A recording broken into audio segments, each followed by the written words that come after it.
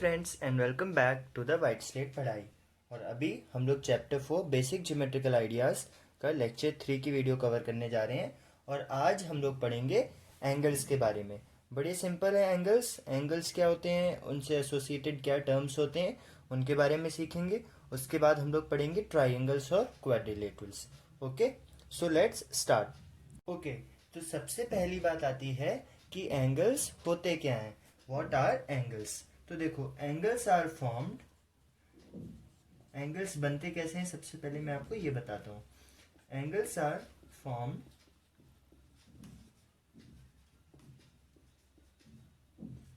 When there are या फिर there is formation of corners. तो जहां पे भी कॉर्नर जनरेट हो जाता है वहां पे एंगल्स बनते हैं। कैसे? जैसे आपने अपने रूम में देखा होगा ना, ये हमारा गेट होता है। जो गेट एक तरफ से तो हिंज्ड होता है, मतलब फिक्स होता है, इस तरफ से तो चलता नहीं है। और दूसरी साइड से यहाँ पर गेट का हैंडल है, इस साइड से आप इसको आगे पीछे ऐसे घुमाते हैं। आगे पीछे मतलब अभी सपोज ये डोर क्लोज है तो इसको आप ऐसे पुश करेंगे या उस तरफ से पुल करेंगे तो ये ओपन हो जाएगा, है ना। तो अब क्या हुआ कि सपोज इनिशियली गेट ऐसा था और अब वो दूसरी जगह पे कहीं पे ऐसा हो गया, यहाँ पे चला गया गेट। तो पुरानी जगह और नई जगह के बीच में जो बना ये एक एंगल हो गया। तो ये तो चलो मैंने 3D के टर्म्स में आपको समझाया, 2D में आपको और आराम से समझ आएगा। सपोज हमारे पास यूं करके दो लाइन है, दो रेज हैं, चलो रे मान लेते हैं, ठीक है। तो इन दोनों रेज के बीच में ये जो बनेगा इसको हम लोग एंगल बोलते हैं, ठीक है। अभी इसको कैसे मेजर करते हैं, इसका क्या सिग्निफिकेंस होता है, वो सब आपके मतलब की बात नहीं है फिलहाल के लिए, अभी मैं समझाऊंगा। अभी सिर्फ इतना समझो कि ऐसे अगर दो रेज हमने बनाए तो इनके बीच में ये जो बनता है इसको हम लोग एंगल बोल देते हैं। अब इसको मेजर कैसे करते हैं? तो अगर जैसे आपने सुना होगा ना कि स्क्वायर के सारे एंगल 90 डिग्री के होते हैं, 90 डिग्री। तो हम लोग इसको कुछ ऐसे ही डिफाइन करते हैं। अगर मेरे पास कोई सर्कल है ना, ऐसा सर्कल, तो ये सर्कल पूरा 360 बना 360 डिग्री का एंगल बनाता है, हम ये मान लेते हैं। तो 360 को अगर मैं यूं करके 4 पार्ट्स में डिवाइड कर दूं तो ये चारों एंगल्स कितने डिग्री के हो गए? 90 डिग्री का ये, 90 डिग्री का ये एंगल, 90 डिग्री का ये एंगल और 90 डिग्री का ये एंगल। तो ये एंगल क्या हो गया? देखो, ये एंगल अगर यहाँ पे बनाने की कोशिश करें, अगर ये लाइन को मैं ये वाली लाइन मान लूँ तो ये वाली लाइन ऐसी कुछ आ रही है ना, तो ये 90 डिग्री से थोड़ा सा कम कुछ हो गया, है ना। तो एंगल्स मेजर ऐसे करे जाते हैं। हालांकि ये एंगल की मेजरमेंट आपके सिलेबस में नहीं है, लेकिन आपके समझने के लिए मैंने ये भी बता दिया कि एक्चुअली एंगल मेजर करते कैसे हैं। आपको सिर्फ इतना जानना है जो आपके सिलेबस में है कि जब यूं दो लाइंस या रे या लाइन सेगमेंट होते हैं तो उनके बीच में जो बनता है हम उसको एंगल बोलते हैं। तो अभी जैसे हमने पिछली वीडियो में किया था वैसे ही एंगल के लिए भी कुछ बातें हैं। सपोज ये यहाँ पे है मेरा पॉइंट ए, ये है मेरा पॉइंट बी और ये है मेरा पॉइंट सी। तो इस एंगल को हम लोग प्रोनाउंस कैसे करेंगे, इस एंगल को क्या नाम देंगे? तो इसको आप कई तरीकों से बोल सकते हैं। जैसे इसको आप बोल सकते हैं एन एंगल एट वर्टिस, कौन सी वर्टिक्स पे है? एट वर्टिक्स ए। या फिर वर्टेक्स भी बोलने की जरूरत नहीं है, आप इसको बोल देंगे an angle at point A, ठीक है। एक तरीका तो ये हो गया, लेकिन इतना लंबा कौन लिखे, है ना। तो मैथमेटिकली हम इसको शॉर्ट में कैसे लिखते हैं? Angle C A B, angle C A B, angle को ऐसे लिखते हैं। एंगल जैसे यहाँ पे इंग्लिश में एंगल ऐसे लिखा है ना, ऐसे ही मैथ्स में एंगल ऐसे लिखते हैं। और इसको हम बोल देंगे एंगल सी ए बी, या फिर आप इसको एंगल बी ए सी भी बोल सकते हैं। लेकिन याद रखना, जो भी एंगल की वर्टेक्स है ना, वर्टेक्स क्या होती है? जैसे अब यहाँ पे देखो, ये एंगल किसकी वजह से बन रहा है? रे ए बी और रे ए सी की वजह से बन रहा है। तो इन दोनों रेस का स्टार्टिंग पॉइंट क्या है? ए है ना। तो जो भी कॉमन पॉइंट होगा दोनों रेज में, या फिर अगर रे की जगह यहाँ पे लाइन सेगमेंट होता, सपोज ये यहीं पे खत्म हो रहा होता सी पे और ये यहीं पे खत्म हो रहा होता बी पे, तो जो भी कॉमन पार्ट होता दोनों लाइन सेगमेंट का पॉइंट होता जैसे यहाँ पे ए है तो हमेशा वो बीच में लिखा जाएगा जब आप एंगल लिखेंगे। क्यों? क्योंकि एंगल यहीं पे तो बन रहा है, यहाँ सी पे तो बन नहीं रहा है एंगल, बी पे भी नहीं बन रहा है। तो जिस वर्टेक्स पे एंगल बन रहा है उसको आप हमेशा बी में बीच में लेंगे। तो इसको आप या तो सी ए बी बोल सकते हैं, एंगल सी ए बी, या फिर इसको आप एंगल बी ए सी बोल सकते हैं। और इन दोनों को आप क्या बोलेंगे? आर्म्स। ये दोनों आर्म्स या फिर साइड बोलेंगे, आर्म्स या फिर साइड्स। ये दोनों आर्म्स या फिर साइड्स मिलके इस वर्टेक्स पे एंगल बना रहे हैं। तो ये तो कुछ टर्म्स थे एंगल से एसोसिएटेड। अभी बात करते हैं हम लोग ट्राइंगल की। ट्राइंगल तो आप सब जानते हैं क्या होता है।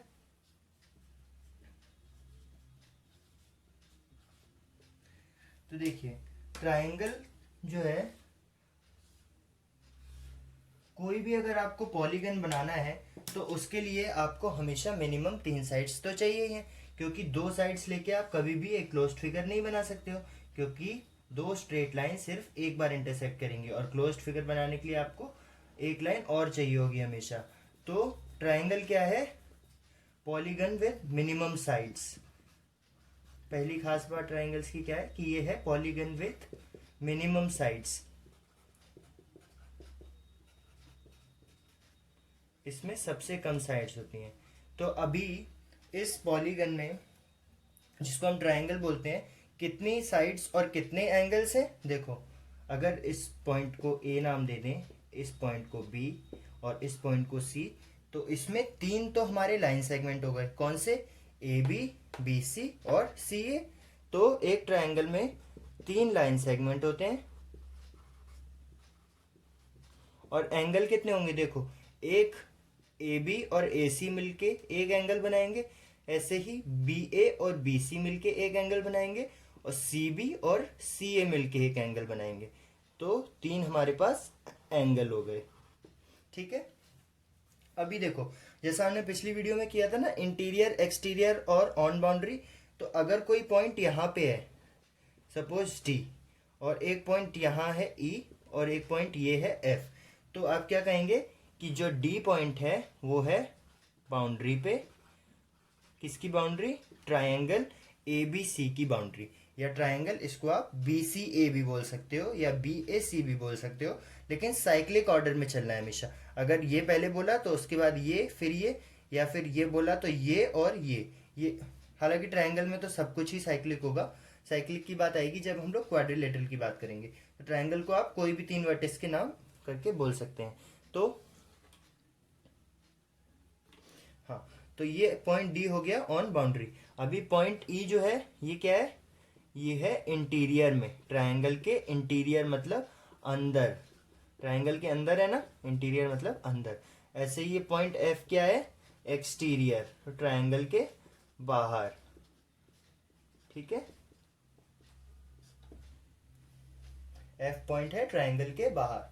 तो ट्रायंगल के बारे में इतनी बातें। ऐसे ही इन एंगल्स की जब हम बात करेंगे तब भी अगर यहाँ पे कोई पॉइंट होगा तो वो क्या होगा?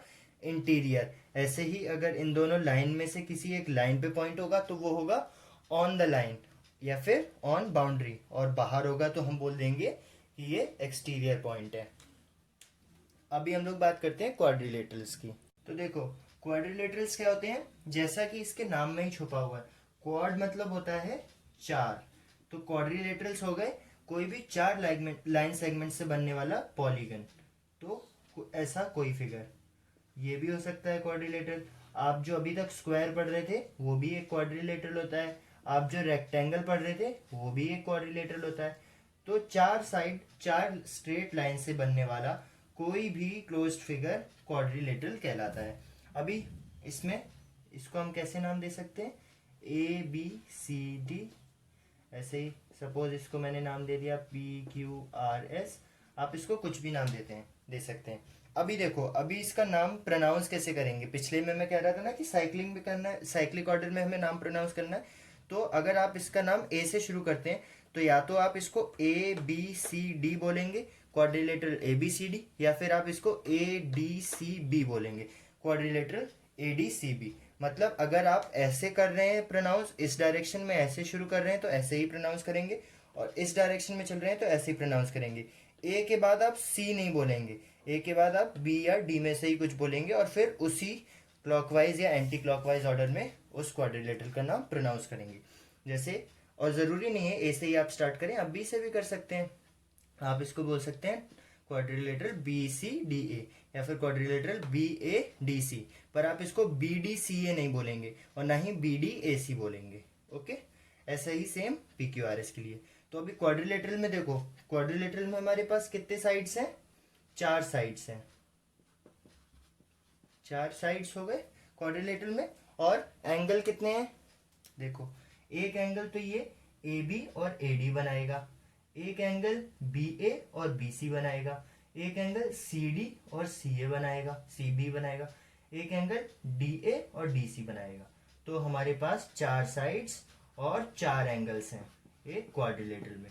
और सेम इसके लिए भी, अगर कोई पॉइंट यहाँ पे है E, एक पॉइंट यहाँ पे है F और एक पॉइंट यहाँ पे है G, तो जो पॉइंट E है वो क्या है? वो है बाउंड्री पे, है ना। पॉइंट F कहाँ पे है? जल्दी बताइए। पॉइंट F है इंटीरियर में, क्वाड्रिलेटरल के अंदर। ऐसे ही पॉइंट G है एक्सटीरियर, क्वाड्रिलेटरल के बाहर।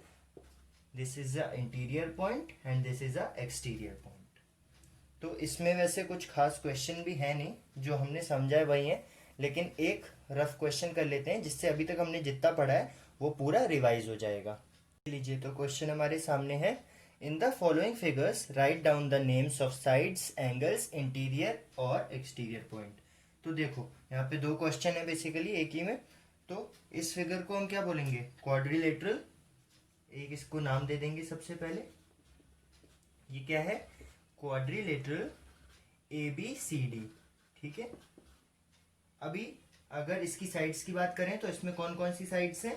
ए B, B C, C D और डी ए साइड्स हैं इसमें। A B, B C, C D और डी ए। एक बात और, अगर आप देखें तो ए बी और बी सी क्या है? हमने पहले भी पढ़ा था, ये दोनों एडजेसेंट साइड्स हैं, मतलब लगातार आने वाली या फिर पड़ोसी साइड्स हैं।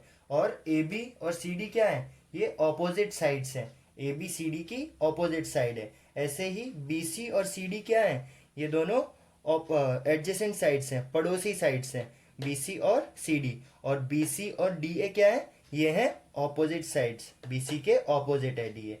ठीक है। तो ये तो हो गई इसकी साइड्स की बारी। अभी साइड के बाद हमें क्या बोला है? एंगल्स निकालने। तो क्वाड्रिलेटरल में कितने एंगल होते हैं? 4। तो देखो, एक तो ये ए बी और ए डी मिलके एंगल बनाएंगे ए पे, इसको मैं क्या बोल सकता हूँ? एंगल डी ए बी बोल सकता हूँ या फिर एंगल बी ए डी भी बोल सकता हूँ। तो एंगल्स देखते हैं अभी। एक तो हो गया, सपोज मैंने इसको बोल दिया एंगल बी ए डी।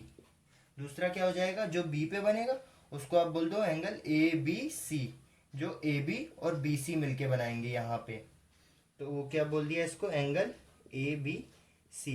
ये एंगल कहाँ बन रहा है? बीच वाले पॉइंट पे हमेशा बनता है, ए पे। ये कहाँ बन रहा है? बी पे। ऐसे ही आप जल्दी से बताओ, इस सी पे बनने वाले एंगल का क्या नाम होगा? Right, angle B C D या फिर एंगल डी सी बी, दोनों लिख सकते हैं हम लोग। तो चलो, एंगल बी सी डी लिख लिया हमने। ऐसे ही डी पे बनने वाले का नाम हो जाएगा एंगल सी डी ए या फिर एंगल ए डी सी। अभी देखो, जैसे साइड्स की बात हमने करी थी कि ए बी और बी सी एडजेसेंट साइड्स हैं, ऐसे ही ए के साथ में कौन सा एंगल है? बी है और डी है। तो ए के लिए एडजेसेंट एंगल्स कौन से हो जाएंगे? एंगल जो बी पे बन रहा है और एंगल जो डी पे बन रहा है। मतलब एंगल बी ए डी के लिए एंगल ए बी सी और एंगल ए डी सी, ये क्या है? एडजेसेंट एंगल्स हैं। और जो सी पे एंगल बन रहा है, कौन सा angle? Angle B C D, ये क्या है? इसका ऑपोजिट एंगल है। तो जो एंगल्स आमने सामने होते हैं वो ऑपोजिट एंगल है, और जो एंगल अगल बगल होते हैं वो एडजेसेंट एंगल्स हैं। ठीक है। ये सिर्फ क्वाड्रिलेटरल के लिए नहीं है, ये हम पहले भी पढ़े थे शायद से सेकंड या फर्स्ट वीडियो में। ये क्वाड्रिलेटरल ट्रायंगल में भी यही होगा। अब ट्रायंगल में तो देखो, सारे एंगल्स एडजेसेंट एंगल्स होंगे, ऑपोजिट तो होंगे नहीं, क्योंकि इस एंगल के साथ में ये भी है और ये भी है और इसके ऑपोजिट तो कुछ है नहीं, है ना। तो चलो, एंगल निकाल लिए हमने, साइड्स, एंगल। अभी इंटीरियर और एक्सटीरियर पॉइंट बताने हैं। तो देखो इंटीरियर पॉइंट क्या क्या है इसमें, जो क्वाड्रिलेटरल के अंदर हो, तो ई और एफ, पॉइंट ई और पॉइंट एफ ये उसके अंदर है, और बाहर कौन सा है, ये पॉइंट एच। तो एक्सटीरियर पॉइंट क्या हो जाएगा, पॉइंट एच। ओके, ऐसे ही इसके लिए भी होगा। देखो इसमें साइड्स कौन सी हैं, ए बी, बी सी और सी है। इस ट्रायंगल को हम बोल देंगे ट्रायंगल ए बी सी। इसको आप ऐसे लिख सकते हैं, ट्रायंगल बना के ए बी सी लिख दो। ज़रूरी नहीं है कि जैसे यहाँ क्वाड्रिलेटरल में हम क्वाड्रिलेटरल लिखा है ना, ऐसे ही ज़रूरी नहीं है आप ट्रायंगल की स्पेलिंग लिखो इंग्लिश में पूरी, आप ऐसा ट्रायंगल बना के ट्रायंगल ए बी सी लिख सकते हो। इसका नाम है triangle A B C. Sides क्या हो गए इसके, अभी हमने बोला था ए बी, बी सी और सी है। ए बी को आप बी ए भी बोल सकते हो, बी सी को आप सी बी भी बोल सकते हो, और सी ए को आप ए सी भी बोल सकते हो, कोई दिक्कत नहीं है। एंगल्स देखो, अभी हमने पढ़ा था ट्रायंगल में कितने एंगल होते हैं, 3। एक ए पे बनेगा, एक बी पे बनेगा और एक सी पे। तो ए पे बनने वाले एंगल को क्या बोल सकते हैं, एंगल सी ए भी बोल सकते हैं, और एंगल बी ए सी भी बोल सकते हैं। तो चलो एंगल सी ए भी बोल दिया। ऐसे ही बी पे बनने वाले को एंगल ए बी सी बोल सकते हैं, एंगल सी बी ए बोल सकते हैं। तो इसको से एंगल ए बी सी बोल दिया। ऐसे ही सी पे जो बन रहा है उसको मैं ए सी भी बोल देता हूँ। आप कहो कि मैं बी सी ए बोलूँगा तो बिल्कुल आप बी सी ए भी बोल सकते हो उसको। अभी देखो इंटीरियर पॉइंट्स की बात करें और एक्सटीरियर पॉइंट की। तो इंटीरियर पॉइंट्स क्या है, पी है ना, और एक्सटीरियर पॉइंट क्या है, आर। और पॉइंट ऑन बाउंड्री क्या है, एक पॉइंट बाउंड्री पे भी है ना, देखो क्या है, क्यू। यहाँ पे भी था एक पॉइंट बाउंड्री पे भी था, जी, बाउंड्री पॉइंट,